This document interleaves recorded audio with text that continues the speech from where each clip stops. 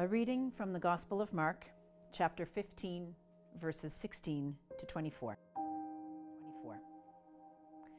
Then the soldiers led him into the courtyard of the palace, that is, the governor's headquarters, and they called together the whole cohort. And they clothed him in a purple cloak, and after twisting some thorns into a crown, they put it on him.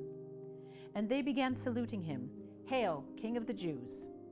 They struck his head with a reed, spat upon him, and knelt down in homage to him.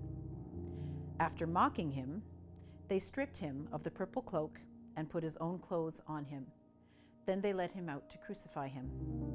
They compelled a passerby who was coming in from the country to carry his cross. It was Simon of Cyrene, the father of Alexander and Rufus. Then they brought Jesus to the place called Golgotha, which means the place of a skull.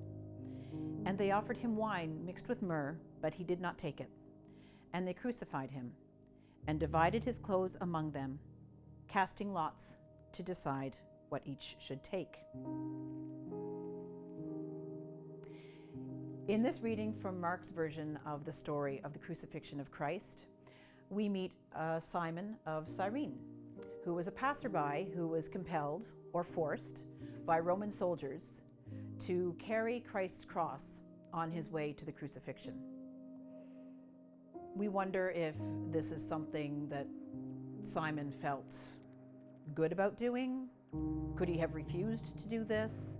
Was he really wishing he had taken another way that day?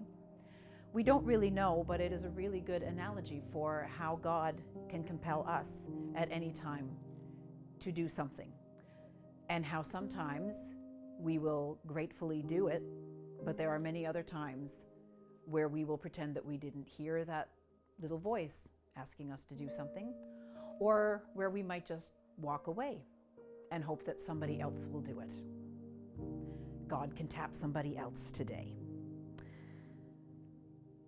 But Jesus tells us that if you want to follow me, you need to deny yourself, pick up your cross, and follow me.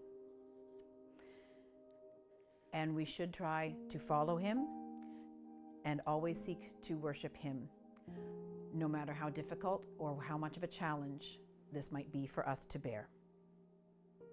Please pray with me.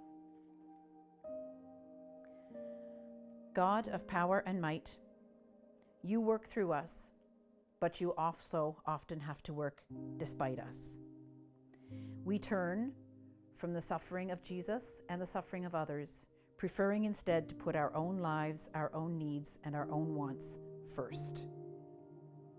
Forgive our unwillingness to dedicate our lives to your will, and make us willing servants, and when we turn and run from you, by your grace, call us back and use us for your work anyway.